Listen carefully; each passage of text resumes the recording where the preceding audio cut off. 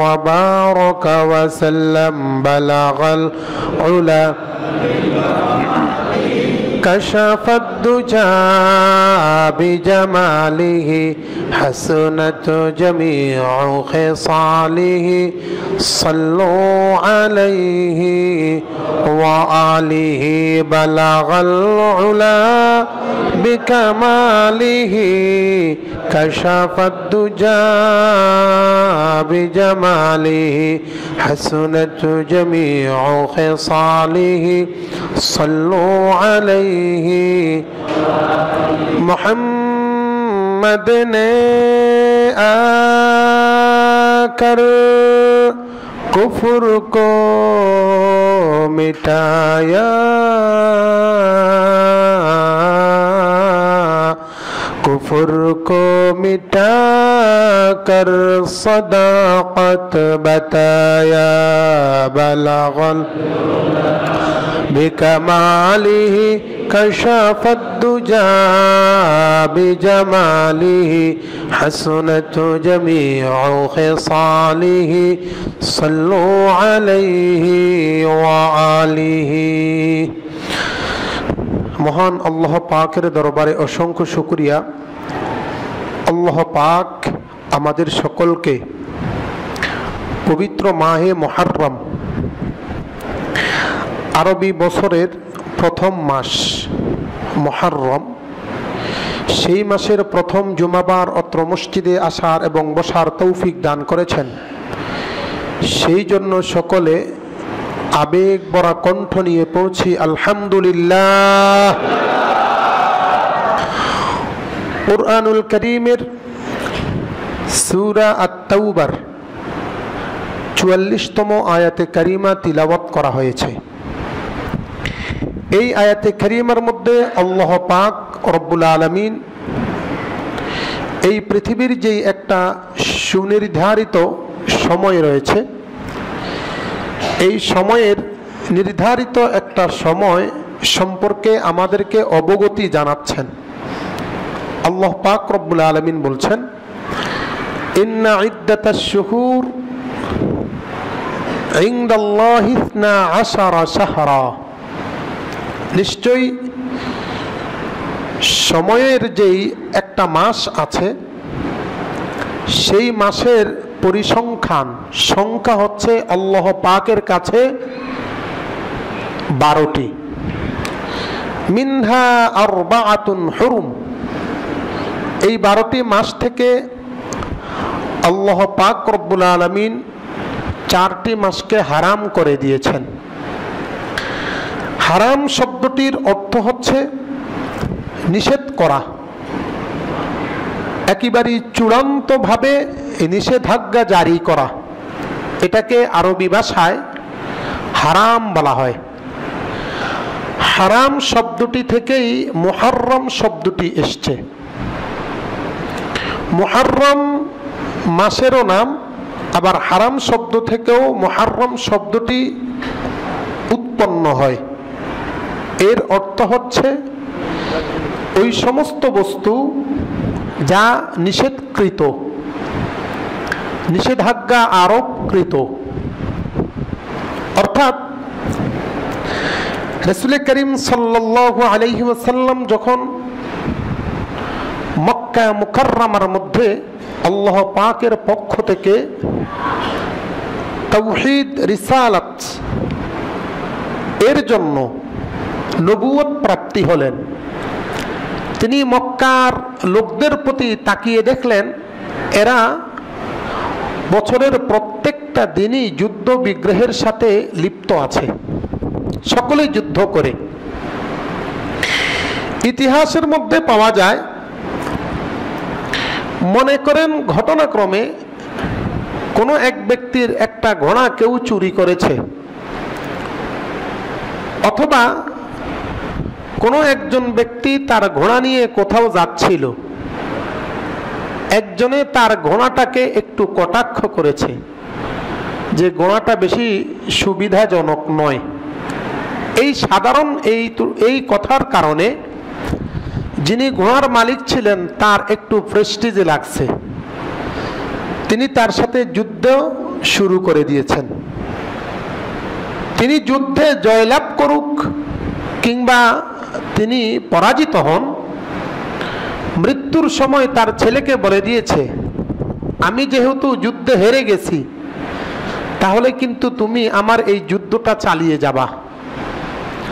আবার সন্তান যুদ্ধ চালিয়ে যাচ্ছে, সন্তান যুদ্ধ চালাতে চালাতে মৃত্যুর দ্বার প্রান্তে পৌঁছে গেছে। এবার সন্তান তার নাতিকে বলে যাচ্ছে, আমি কিন্তু যুদ্ধটাকে বেশি একটা দীর্ঘক্ষণ রাখতে পারি নাই, তুমি আমার এই যুদ্ধটাকে আমার পরেও বহাল রেখো, চালিয়ে যেও। অর্থাৎ একের পর এক তারা যুদ্ধ সমাজের মধ্যে চালিয়ে যেত।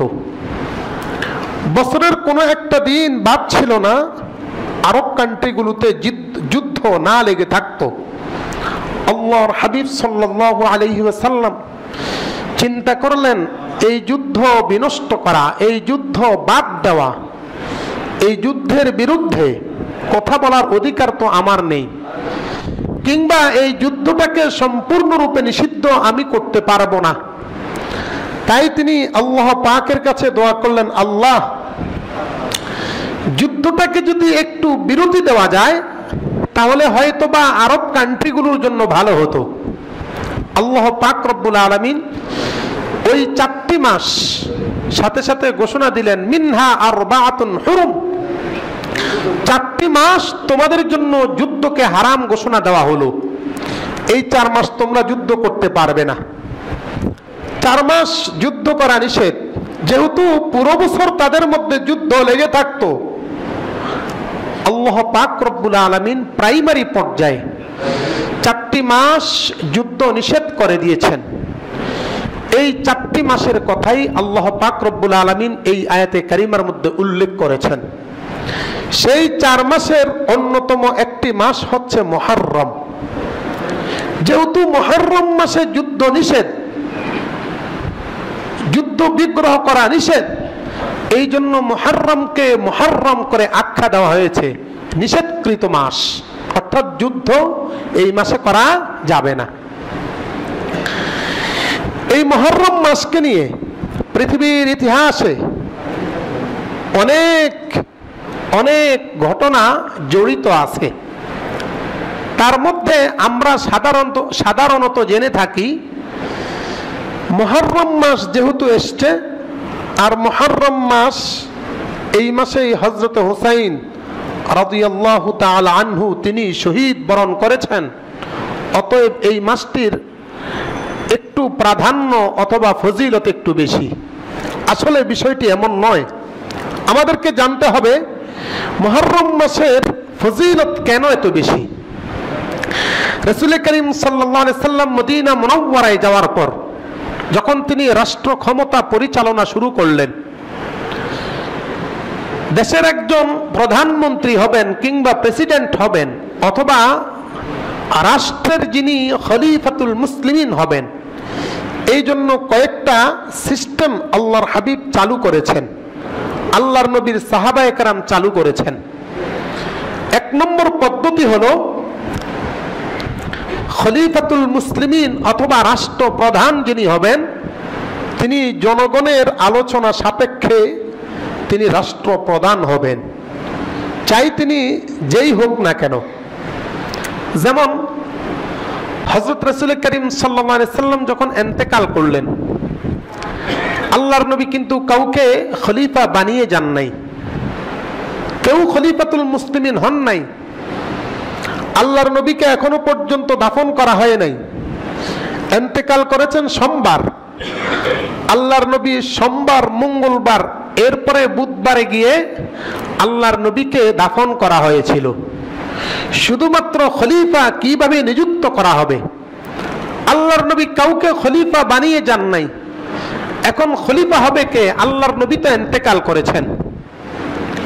সাহাবায়ে কেরাম 2 গ্রুপ ছিল, আনসার গ্রুপ, আরেকটা ছিল মুহাজির গ্রুপ। মুহাজিররা হচ্ছেন মক্কাবাসী, তারা মক্কা থেকে মদিনায় আগমন করেছেন। আনসার হলো মদিনাবাসী, তারা মুহাজিরদেরকে সাহায্য করেছেন।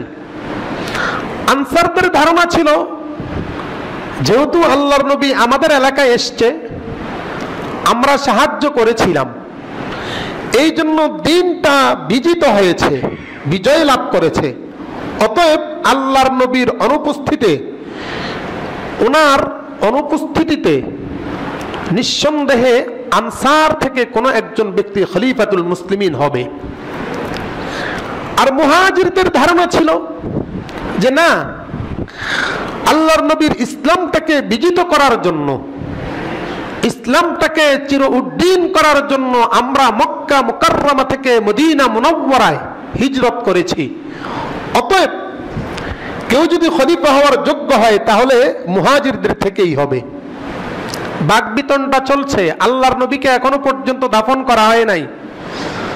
বাকবিতণ্ডা বলতে আমাদের মধ্যে যেইভাবে মারামারি হয়, চেয়ারম্যান হওয়ার জন্য, এমপি হওয়ার জন্য পিস্তল নিয়ে, এইভাবে না, পরস্পর আলোচনা। কেউ বলতেছে না উনি হবার যোগ্য নয়, কারণ দর্শাও, প্রমাণ দিচ্ছে কোরআন এবং হাদিস থেকে। আবার উনি বলছেন যে না, মুহাজির বাহিনী হবে খলিফাতুল মুসলিমিন। অপর দল বলছে তাহলে প্রমাণ দেখাও। কোরআন থেকে প্রমাণ দিচ্ছে, হাদিস থেকে প্রমাণ দিচ্ছে, এমনটি নয় গোলাগুলি শুরু করেছে, অসম্ভব। আল্লাহর নবীর সাহাবায়ে কেরাম কখনো ক্ষমতার প্রতি লিপ্সা কিংবা লোভ ছিল না। যদি লোভই থাকতো তাহলে আল্লাহর নবী সাল্লাল্লাহু আলাইহি সাল্লাম জীবিত থাকা অবস্থায় আমাদের দেশে যেইভাবে একজন একটু অন্যায় করলে তাকে ক্ষমতা থেকে অপসারণ করা হয়, আল্লাহর নবী সাল্লাল্লাহু আলাইহি সাল্লাম তিনি জীবিত থাকা অবস্থায় অন্যজন খলিফাতুল মুসলিমিন হওয়ার জন্য লিপ্সায় পড়ে যেতেন, কিন্তু সেটা হয় নাই। ওনারা পরস্পর আলোচনা করতেছে, মুহাজির বাহিনী আলোচনা করতেছে এখানে, আনসার বাহিনী ওখানে আলোচনা করতেছে যে না, আনসাররা হবে খলিফা। মুহাজিররা আলোচনা করতেছে না, মুহাজিররা হবে। কেননা আল্লাহ পাক রব্বুল আলামিন মুহাজিরদের সম্পর্কে কোরআনুল কারীমের মধ্যে বলেছেন, ওয়াস-সাবিকুনাল আউওয়ালুনা মিনাল মুহাজিরিন ওয়াল আনসার ওয়াল্লাযীনা ইত্তাবাউহুম বিইহসান। আল্লাহ পাক রব্বুল আলামিন 11 নম্বর পারার 2 নম্বর পৃষ্ঠার মধ্যে বলে দিয়েছেন, যেই সমস্ত আনসার বাহিনী, যেই সমস্ত মুহাজির বাহিনী, আমার নবীর সাহাবীদের মধ্যে 2টা গ্রুপ, একটা হলো মুহাজির বাহিনী, আরেকটা হলো আনসার বাহিনী, যারা এই 2 গ্রুপের মধ্য থেকে ইসলামকে বিজিত করার জন্য প্রতিযোগিতা করেছে। রাদিয়াল্লাহু আনহুম ওয়া রাদু আন, আল্লাহ রব্বুল আলামিন এই 2 গ্রুপের প্রতি চিরজীবনের জন্য সন্তুষ্ট হয়ে গেছেন।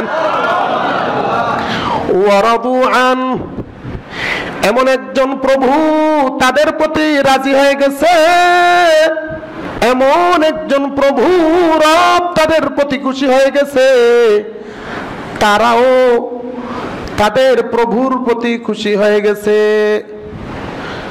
ওয়ারাদু আন, রাদিয়াল্লাহু আনহুম ওয়ারাদু আন, লাহুম জান্নাতুন তাজরি মিন তাহতিহাল আনহার।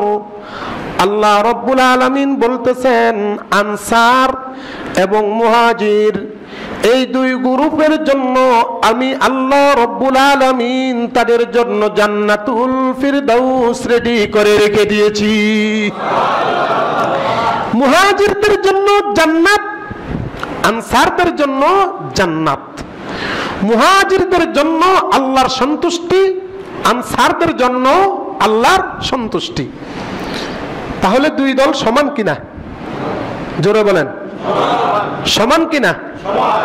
আল্লাহ 2 গ্রুপের উপরে রাজি এবং আল্লাহ 2 গ্রুপের জন্যই জান্নাত রেডি রাখছেন। তাহলে উভয় গ্রুপ আল্লাহর কাছে সমান কিনা? সমান। অতএব এই আয়াত থেকে একটা জিনিস আমাদেরকে জানতে হবে, আল্লাহর নবীর যতজন সাহাবী ছিলেন ঈমান অবস্থায় আল্লাহর নবীকে দেখেছেন কিংবা আল্লাহর নবী তাকে দেখেছেন এবং সেই অবস্থায় ওই সাহাবী ইন্তেকাল করেছেন, নিঃসন্দেহে কোনো সন্দেহ নাই আল্লাহর জান্নাতে তিনি সরাসরি ঢুকে পড়বেন। এটাতে অবিশ্বাস করলে ঈমান থাকবে না, যেহেতু কোরআনের ঘোষণা দিয়েছেন কে? আল্লাহ। এই জন্য সাহাবায়ে কেরামের সমালোচনা করা যাবে না। যদি কখনো কোনো ব্যক্তির মুখ থেকে কোনো সাহাবায়ে কেরামের সমালোচনা শুনেন তাহলে বুঝতে হবে এটা ইহুদিদের দালাল। এটা কি? জোরে বলেন কি? কোন প্রকৃত পক্ষে কোন মুমিন আল্লাহর নবীর কোন সাহাবীর সমালোচনা করতে পারে না। এই জন্য আজকে মুহররমের মাসের 10 তারিখ উপলক্ষে কিছু সংখ্যক বক্তা দেখবেন একচেটিয়া বলবে ইয়াজিদ হুসাইনকে হত্যা করেছে, ইয়াজিদ হচ্ছে মুআবিয়ার সন্তান, অতএব এটার জন্য মুআবিয়া দায়ী, মুআবিয়ার দোষ। মুআবিয়া আল্লাহর নবীর সাহাবী। কোরআনের ঘোষণা অনুযায়ী আল্লাহর নবীর সাহাবী মুআবিয়া জান্নাতে যাবে কি যাবে না? তাহলে যারা মুআবিয়ার সমালোচনা করবে এরা কি প্রকৃত মুসলমান? সহজ কথা, কোরআনের কথা বলে দিয়েছি। মুআবিয়ার কোনো দোষ নাই, আসতেছে। এবার সাহাবায়ে কেরাম বলতেছেন দুই দলকেই আল্লাহ পাক রব্বুল আলামিন এখানের মধ্যে সমান অধিকার দিয়েছেন। আল্লাহ তাদের দুই গ্রুপের উপর রাজি, আল্লাহ তাদের দুই গ্রুপের জন্য জান্নাত রেডি রাখছেন। এক সাহাবী উঠে বলতেছে এখানের মধ্যে দুই গ্রুপের মধ্যে মুহাজিরদেরকে আগে দেওয়া হয়েছে, মুহাজিরদের নামটা আগে আনা হয়েছে। যেই ব্যক্তির নামটা আগে আনে তার একটু মর্যাদা বেশি হয় না কম হয়? বেশি হয়। মুহাজিরদের বক্তব্য, যেহেতু আল্লাহ পাক রব্বুল আলামিন মুহাজিরদের নামটা আগে এনেছেন, তাহলে আল্লাহ পাক রব্বুল আলামিন আনসারদের তুলনায় একটু বেশি মর্যাদায় ভূষিত করেছেন। এই জন্য খলিফা হতে হবে মুহাজিরদের থেকে। বাকবিতণ্ডা চলছে কোরআন এবং হাদিস দিয়ে, অন্য কিছু দিয়ে না। এবার সকলে মিলে কোরআন এবং হাদিস অনুযায়ী সিদ্ধান্ত নিয়েছে খলিফা হতে হবে মুহাজিরদের থেকে। এবার মুহাজিরদের থেকে কে হবে? কেউ বলতেছে ওমর, কেউ বলতেছে হযরত আলী, কেউ বলতেছে উসমান, কেউ বলতেছে হযরত আবু বকর। আলী হবে কেন? আলী আল্লাহর নবীর জামাই, আল্লাহর নবীর বংশ থেকে কেউ নাই, একমাত্র আলী আছেন। আল্লাহর নবীর কোনো ছেলে জীবিত ছিল না, কোনো মেয়ের ঘরের কোনো সন্তানও ছিল না, একমাত্র সন্তান আছে ফাতেমার ঘর থেকে। আর ফাতেমার জামাই স্বামী হচ্ছেন হযরত আলী। অতএব যদি ক্ষমতা পেতে হয় তাহলে হযরত আলী পাবেন, এক গ্রুপের বক্তব্য। আরেক গ্রুপের বক্তব্য হচ্ছে না, হযরত উসমান রাদিয়াল্লাহু তাআলা আনহুকে আল্লাহর নবী অনেক সম্মান দিতেন, এর কারণে ওনাকে যুন্নুরাইন বলছেন।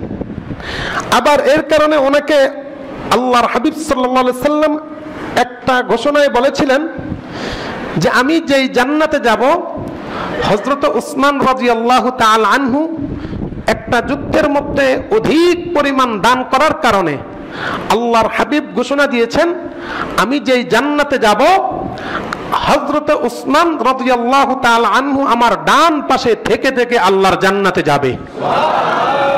অতএব তিনি পেতে পারেন। আরেকজন উঠে বলতেছেন কয় না, হযরত ওমর পেতে পারেন। কয় কেন?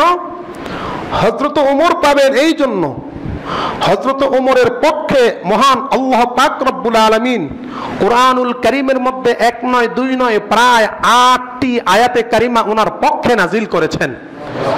যেহেতু ওনার পক্ষে স্বয়ং আল্লাহ পাক নাজিল করেছেন, অতএব বুঝতে হবে উনি আল্লাহর কাছে বেশি মর্যাদাবান, অতএব তিনি পাবার যোগ্য।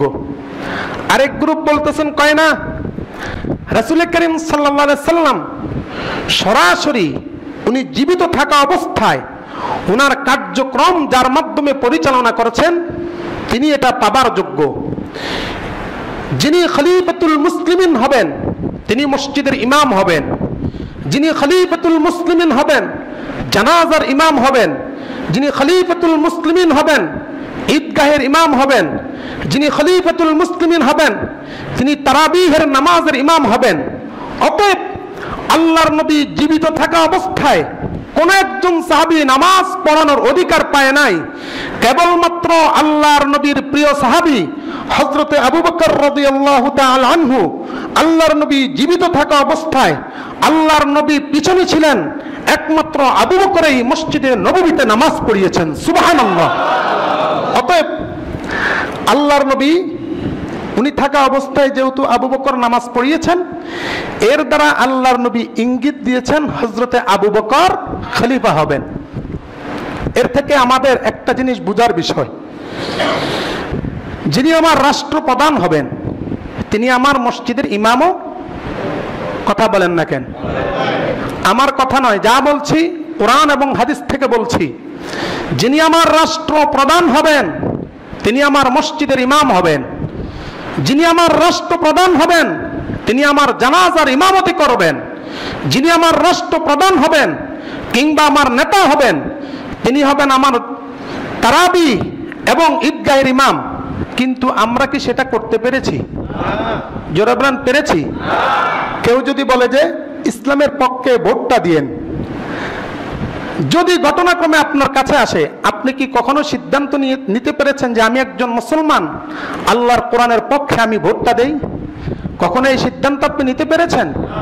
তাহলে কেমন মুসলমান, কেমন মুসলমান আপনি হতে পেরেছেন? আপনি প্রকৃত পক্ষের মুসলমান হতে পারেন নাই। প্রকৃত পক্ষের মুসলমান তখনই আপনি হতে পারবেন যখন আপনার ভোটটা আল্লাহর কোরআন এবং আল্লাহর নবীর পক্ষে যাবে। ঠিক কিনা বলেন?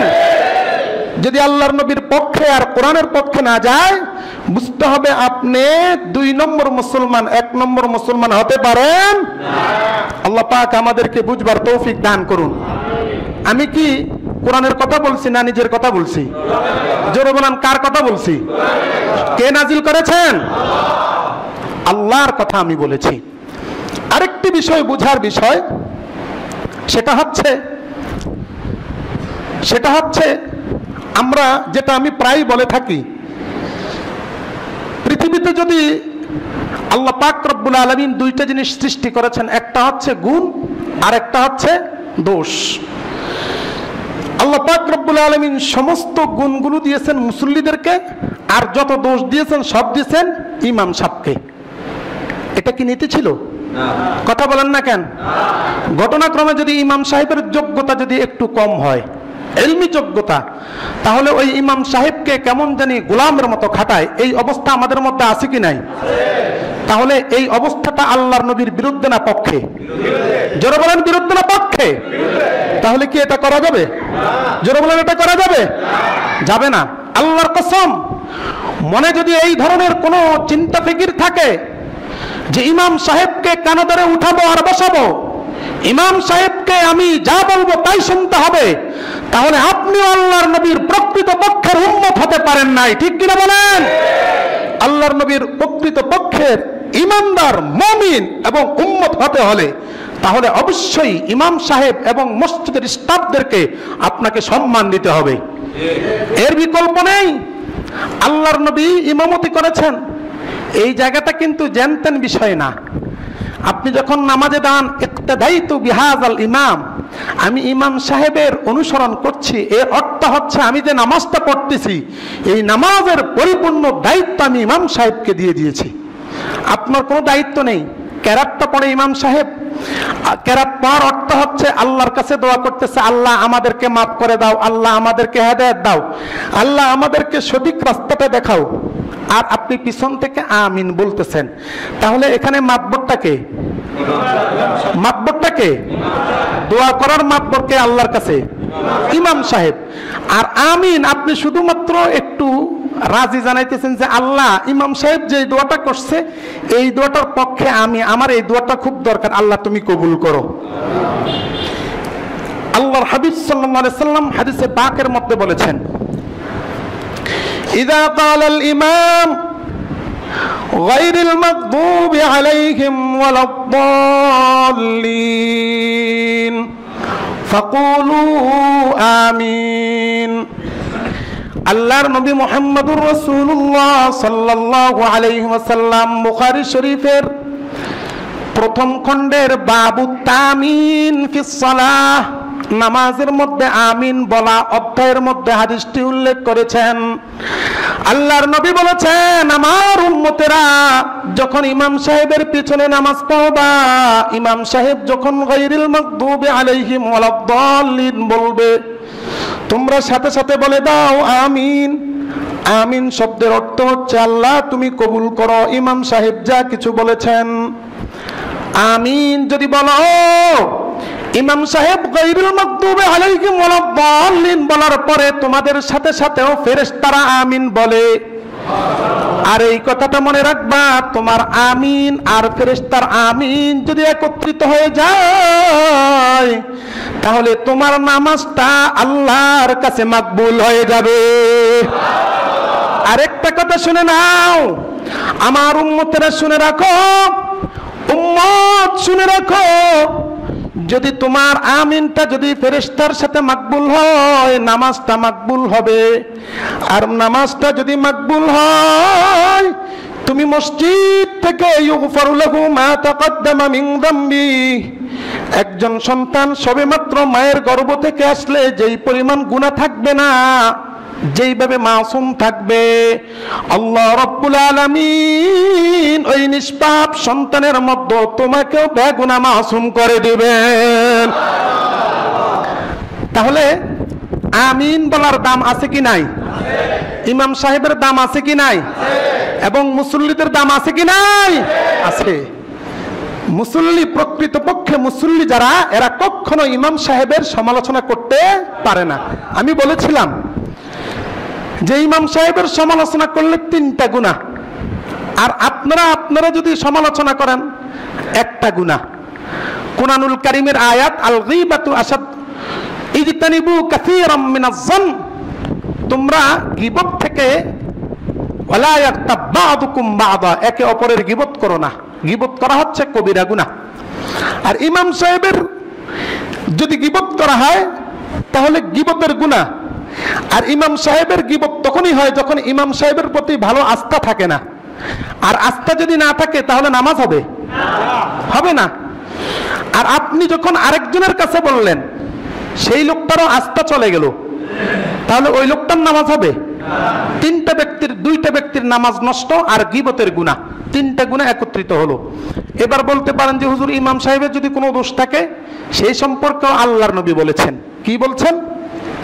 আল্লাহর নবী বলছেন সবচাইতে খারাপ ইমাম, সবচাইতে বেজ্জতি ইমাম ওই ব্যক্তি যেই ব্যক্তির মুসল্লিরা তাকে পছন্দ করে না, তারপরেও জোর করে মসজিদে যায় নামাজ পড়ানোর জন্য।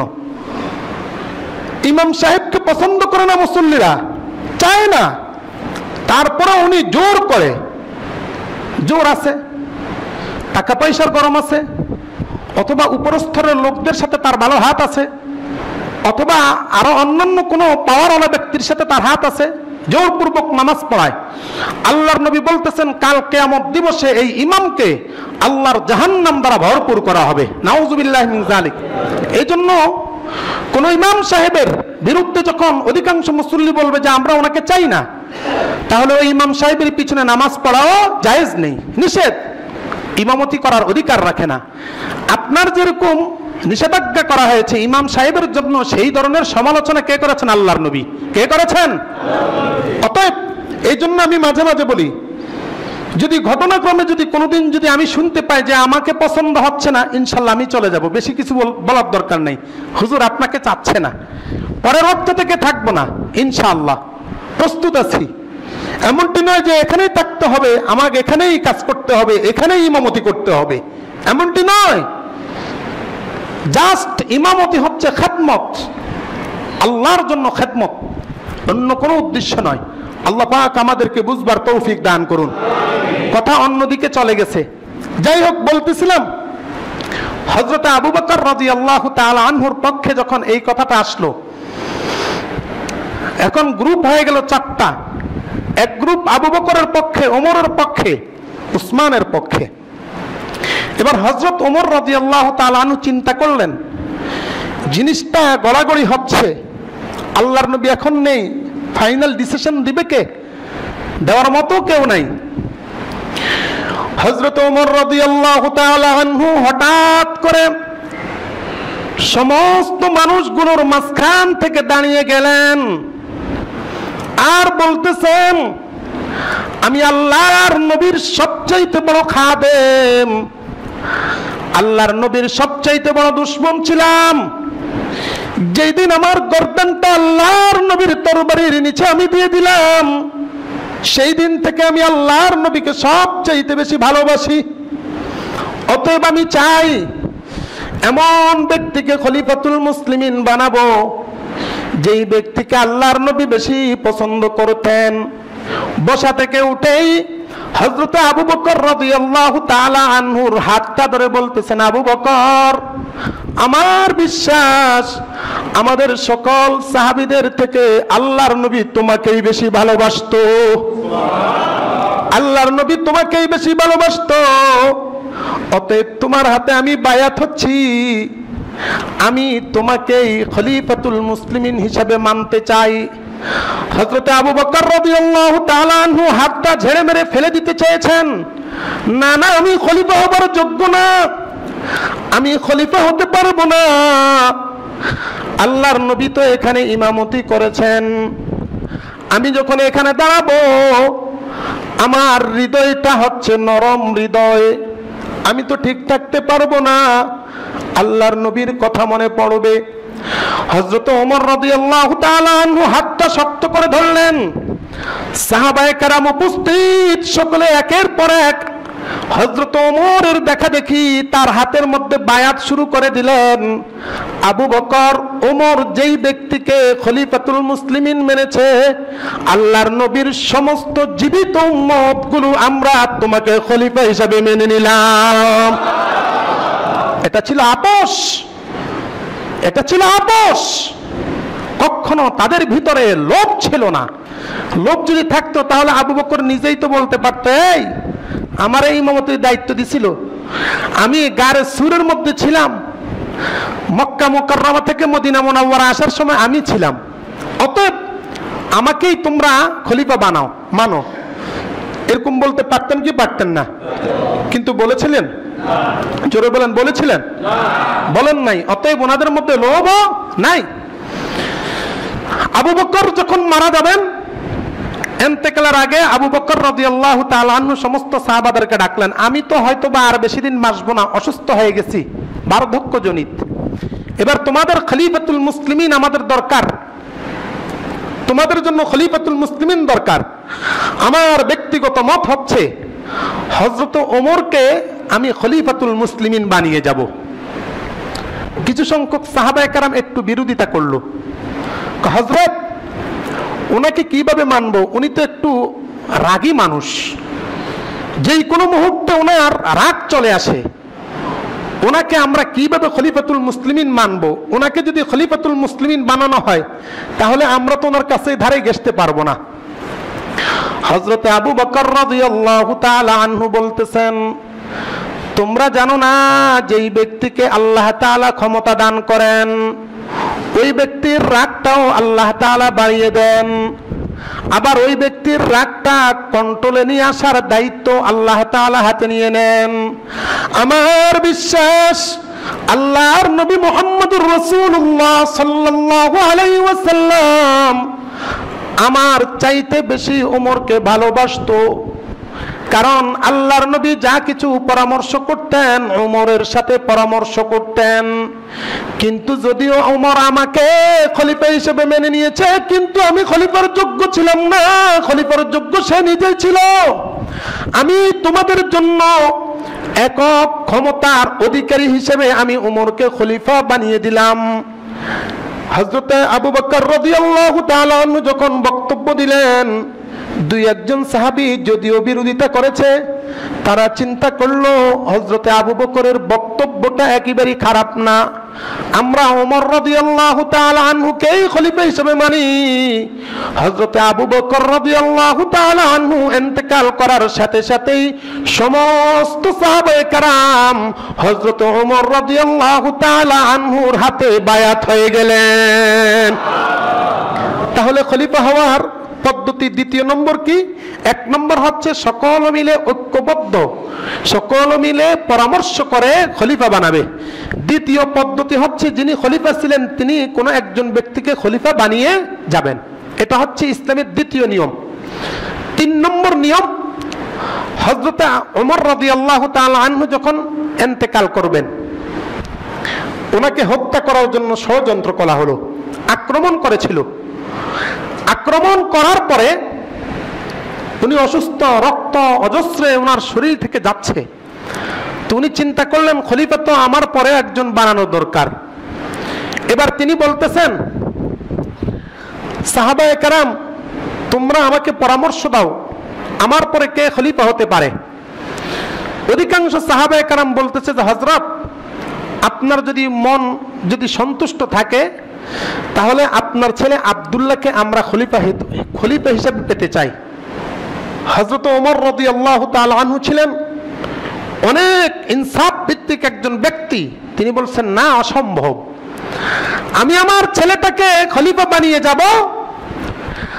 আমার ইন্তেকালের পর আল্লাহর নবীর এই ইসলামটা কিয়ামত পর্যন্ত থাকবে। সমস্ত লোকেরা আলোচনা সমালোচনা করতে পারে যে ওমর আল্লাহর নবীর সবচেয়ে বড় খলিফা ছিলেন, যার কারণে তিনি ক্ষমতার বলে তার ছেলেকে খলিফা বানিয়ে দিয়ে গেছেন। এটা উনি ভালো কাজ করেন নাই, আমার দ্বারা সম্ভব নয়, আমার ছেলে আব্দুল্লাহকে আমি ক্ষমতা বসাই। হযরত আব্দুল্লাহ রাদিয়াল্লাহু তাআলা আনহু ওমরের ছেলে, উনি কেমন ব্যক্তি ছিলেন একটু দৃষ্টান্ত দেই। আল্লাহর নবী সাল্লাল্লাহু আলাইহি সাল্লামকে একবার জিজ্ঞেস করা হলো, ইয়া রাসূলুল্লাহ আপনার উম্মতদের মধ্যে সবচেয়ে কোরআন কে বুঝতে পারে? আল্লাহর নবী সাল্লাল্লাহু আলাইহি সাল্লাম ইঙ্গিত পূর্বক বলে দিয়েছেন, আল্লাহুম্মা ফাক্কিহ ইবনে আব্বাস, আল্লাহুম্মা ফাক্কিহ ইবনে আব্বাস ওয়া আল্লিমহু, ও আল্লাহ কোরআন এবং হাদিসের সবচাইতে বেশি জ্ঞান তুমি আব্দুল্লাহ ইবনে আব্বাসকে দিয়ে দাও। তিনি ছিলেন আল্লাহর নবীর চাচাতো ভাই। এরপরে সাহাবায়ে কেরাম যখন বললেন এরপরে কে হতে পারে, আল্লাহর হাবিব সাল্লাল্লাহু আলাইহি সাল্লাম বললেন, ও আল্লাহ আমার এই কোরআন এবং হাদিসের যত জ্ঞান ভান্ডার আছে এই জ্ঞান ভান্ডারের কিছু অংশ তুমি আব্দুল্লাহ ইবনে ওমরকে দান করে দাও। আল্লাহর নবী যার জন্য দোয়া করে ওই দোয়াটা কি ফেরত যাবে? জোরে বলেন, ফেরত যাবে? দোয়া করুক অথবা বদদোয়া করুক, সাথে সাথে মাকবুল করেন কে? সাথে সাথে গ্রান্টেড, কবুল হয়ে যায়। ইবনে আব্বাস হচ্ছেন কোরআনের সবচেয়ে বড় মুফাসসির সাহাবাদের মধ্যে। দ্বিতীয় স্থানে ছিলেন আব্দুল্লাহ ইবনে ওমর, ওমরের পুত্র আব্দুল্লাহ, যাকে সাহাবায়ে কেরাম খলিফাতুল মুসলিমিন হিসেবে দেখতে চেয়েছেন। হযরত ওমর বলতেছেন, কয় না, এটা আমার দ্বারা সম্ভব না, তো আমি তোমাদের জন্য একটা ব্যবস্থা করতে পারি। কি? আল্লাহর নবীর সাহাবীদের মধ্যে যারা গ্র্যান্টেড সাহাবী ছিল, আল্লাহর নবী বেশি সম্মান করতেন যাদেরকে, তাদের মধ্য থেকে আমি একটা মজলিসে শুরা করে দেই। এই মজলিসে শুরা তার মধ্যে একজনকে সভাপতি বানানো হবে। এই মজলিসে শুরা তারা সকলে মিলে ঐক্যবদ্ধ হয়ে যাকে বানাবে সেই হবে খলিফাতুল মুসলিমিন। এটা হলো তৃতীয় স্তর। 3 নম্বর স্তর, একটা হচ্ছে সকলে মিলে ঐক্যবদ্ধভাবে বানাবে, কোনো হিংসা ভিতরে থাকবে না। দ্বিতীয়টা হচ্ছে খলিফাতুল মুসলিমিন নিজেই বানিয়ে যাবে। তৃতীয়টা হচ্ছে মজলিসে শুরা হবে। প্রথমটা হচ্ছে আলা দরজা সুন্নাত, ওটার ভিতরে কোনো হিংসা থাকবে না, নিজেকে চাইবে না অন্যকে চাইবে। এই জিনিসটা কি আমাদের মধ্যে আছে? আমাদের দেশের মধ্যে আছে? যদি বলা হয় যে চন্দন কোটার একজন নেতা বানানো হবে, তাহলে সবাই বলবে যে আমাকে দাও, আমাকে দাও। কেউ বলবে না আমাকে দিও না, অমুককে দাও। এই কথাটা কেউ বলবে? এটা আলা দরজা সুন্নাত। এই জিনিসটা যদি আমাদের সমাজের মধ্যে কায়েম হতো, আল্লাহর কসম, তাহলে এক নেতা আরেক নেতাকে গুলি করে হত্যা করারও চেষ্টা করতো না। ঠিক কিনা বলেন? এই সিস্টেমটা নেই। আর দ্বিতীয় পদ্ধতি যেটা, খলিফা নিজেই খলিফা বানিয়ে যাবেন, এটা হচ্ছে দ্বিতীয় স্তরের সুন্নত, যেটা আবু বকর করে গেছেন। সেই জিনিসটাও আমাদের দেশে সম্ভব না। চেয়ারম্যান যদি বলে যে আমার পরে অমুক ব্যক্তি চেয়ারম্যান থাকবে, আমাদের দেশের কেউ মানবে? কথা বলেন না কেন, মানবে? এটা ছিল দ্বিতীয় স্তরের সুন্নত, এটাও সম্ভব না। সবাই মনে করবে যে চেয়ারম্যানের সাথে বুঝি ভালো ভালো সম্পর্ক আছে, মনে হয় ঘুষ খেয়েছে কয়েক কোটি টাকা, এই জন্য উনি চেয়ারম্যান বানায় যাচ্ছে, ভেজাল। তৃতীয় নম্বর যেটা, মজলিসে শুরা বানিয়ে যাবে, সেই পদ্ধতি হযরত ওমর চালু করে গেছেন। সেটা আমাদের দেশে অনেক অনেক জায়গার মধ্যে এই জিনিসটা আছে পৃথিবীর ইতিহাসে। এখন সেই সিস্টেমটা কিছু কিছু এলাকায় জারি আছে। অথবা আমাদের দেশে যারা ইসলামিক দল হিসেবে নিজেদেরকে আত্মপ্রকাশ করতে চায় বা প্রকাশ করেছে, তাদের মধ্যে এই ধরনের মজলিসে শুরা আছে। এই ধরনের মজলিসে শুরা তারা করেছে। তাদের সভাপতি নির্ণয় করার জন্য ওই মজলিসে শুরা বলে দিবে যে অমুকে হতে পারে, অথবা মজলিসে শুরা তারা সিদ্ধান্ত নিবে অমুকে আমাদের সভাপতি হতে পারে, অমুকে আমাদের চেয়ারম্যান হতে পারে, অমুকে আমাদের প্রেসিডেন্ট হতে পারে। এই ধরনের পদ্ধতি তাদের মধ্যে আছে। কারণ এটার মধ্যে তুলনামূলকভাবে এটা একটু আমাদের নিকটবর্তী, অর্থাৎ আমাদের মনের খায়েশাত অনুযায়ী মিল হয়। এছাড়া আর যত ধরনের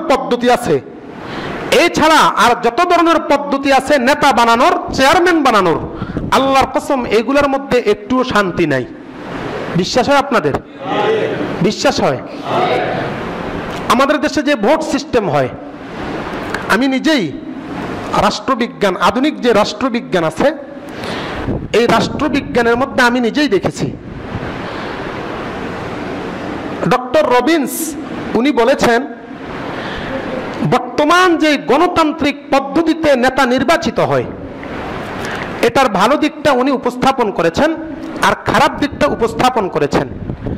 ভালো দিকটা উপস্থাপন করতে গিয়ে মাত্র তিনি 18টা ভালো দিক উপস্থাপন করেছেন, আর খারাপ দিক উনি উপস্থাপন করতে করতে প্রায় 118-এর উপরে তিনি খারাপ দিকটা উপস্থাপন করেছেন। যারা এটার আবিষ্কারক তারাই এটাকে খারাপ বলে। আমার আর খারাপ বলার দরকার আছে? কোরআনের খারাপ বলার দরকার আছে? হাদিসের খারাপ বলার দরকার আছে? তার মধ্যে সবচাইতে নিম্নমানের খারাপি যেটা, সেটা হচ্ছে হিংসা বেশি হয়। এই ধরনের পদ্ধতিতে হিংসা বেশি হওয়ার কারণে লাস্ট পর্যন্ত একজন আরেকজনকে হত্যা করার চেষ্টা করে। এটা হচ্ছে সবচাইতে নিম্ন পর্যায়ের খারাপি। তাহলে যেই পদ্ধতিতে সবচাইতে নিম্ন পর্যায়ের খারাপিটা হচ্ছে মৃত্যু, তাহলে ওটা কখনো শান্তি দিতে পারে? যারা বলেন শান্তি দিতে পারে?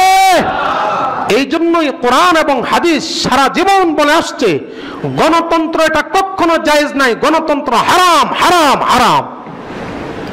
ঠিক কিনা বলেন? এটা কোরআনের কথা। যেই পদ্ধতিতে গণতন্ত্র চলছে এটা ইসলামে জায়েজ নেই, নিষেধ। আফসোস আমরা এটাকেই আজকে বেশি সাপোর্ট করে যাচ্ছি। আমি কেমন মুসলমান হলাম, আমি কেমন মুমিন হলাম যে আমি সেই পশ্চিমা দেশগুলো এই জিনিসটাকে আবিষ্কার করেছে, সেটাকে এখন আমার আদর্শ হিসাবে, আমার নীতি হিসাবে, আমার জীবন পথের, জীবন চলার পথ হিসাবে আমি বেছে নিয়েছি। কবরে গেলে কি জবাব দিবা? কবরে গেলে সাইজ যখন শুরু হয়ে যাবে, তখন সারাদিন পর্যন্ত যদি লেনিন, কার্ল মার্কস এদেরকে যদি ডাকো, কাজ হবে? কবরের মধ্যে এদেরকে ডাকলে কাজ হবে? কোরআনুল কারীমের মধ্যে আল্লাহ পাক রব্বুল আলামিন বলছেন, ইয়াউমা নাদউ কুল্লা উনাসিম বিইমামিহিম, আমি আল্লাহ রব্বুল আলামিন কাল কিয়ামত দিবসে লোকদেরকে তাদের ইমাম, নেতা হিসাবে, তারা যাদেরকে নেতা মেনেছে নেতা সহ আমি ডাক দেব। যদি নেতাকে ভালো মানুষ দেখতে পাই, নেতাকে যদি মুহাম্মদুর রাসূলুল্লাহ সাল্লাল্লাহু আলাইহি সাল্লামের আকৃতিতে দেখতে পাই, নেতাকে যদি আমার নবী মুহাম্মদুর রাসূলুল্লাহর সুন্নাত মোতাবেক দেখতে পাই, নেতাকে যদি নামাজি দেখতে পাই, আমি আল্লাহ তোমাদের কাছে ওয়াদা দিচ্ছি, নেতাও যাবে জান্নাতে, তোমরাও যাবে জান্নাতে। আর যদি তোমার নেতা যদি আল্লাহর নবীর সুন্নতের কোনো পাবন না থাকে, মুসল্লি না হয়, নামাজি না হয়, বরং কার্ল মার্কস লেনিন হয়ে থাকে, কার্ল মার্কস লেনিন হচ্ছে আল্লাহর নবীর বিরোধী, কোরআনের বিরোধী, হাদিসের বিরোধী, আমি আল্লাহ ওয়াদা দিচ্ছি তোমার নেতাও যাবে জাহান্নামে, তুমিও যাবে জাহান্নামে। নাউযুবিল্লাহ। তাহলে জান্নাতে যাবেন না জাহান্নামে যাবেন? সিদ্ধান্ত নিতে পারতেছেন? জান্নাতে যাবেন না জাহান্নামে যাবেন? আল্লাহ পাক আমাদেরকে জান্নাতে যাওয়ারই ব্যবস্থা করুক। জান্নাতে যাইতে হলে যেই পদ্ধতি অবলম্বন করার দরকার সেই পদ্ধতি অবলম্বন করার তৌফিক দান করুন।